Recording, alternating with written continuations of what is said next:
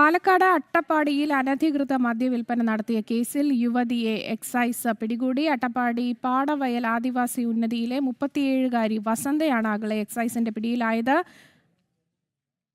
Indian നിർമ്മിത വിദേശമദ്യം അനധികൃതമായി കുപ്പികളിൽ നിറച്ച് വിൽപ്പന നടത്തിയതിനാണ് നടപടി. അരുൺ ആലത്തൂരാണ് കൂടുതൽ വിവരങ്ങൾ നൽകുവാനായി ചേരുന്നത്. അരുൺ, ഏത് സാഹചര്യത്തിലാണ് ഇവരെ പിടികൂടാൻ സാധിച്ചത്? എന്തൊക്കെയാണ് ഏറ്റവും പുതിയ വിവരങ്ങൾ?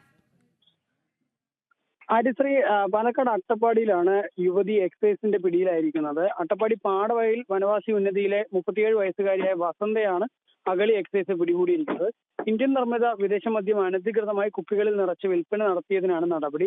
അബ്കാരി ആക്ട് പ്രകാരമാണ് യുവതി എക്സൈസ് അറസ്റ്റ് ചെയ്തിരിക്കുന്നത്. ഇവരുടെ വീട് കേന്ദ്രീകരിച്ച് മദ്യനിരോധിത മേഖലയായ അട്ടപ്പാടിയിൽ ഇത്തരത്തിൽ മദ്യം വ്യാപകമായിട്ട് വീട്ടിൽ നിന്നും കച്ചവടം ചെയ്യുകയായിരുന്നു എന്നുള്ളതാണ് എക്സൈസ് പറയുന്നത്.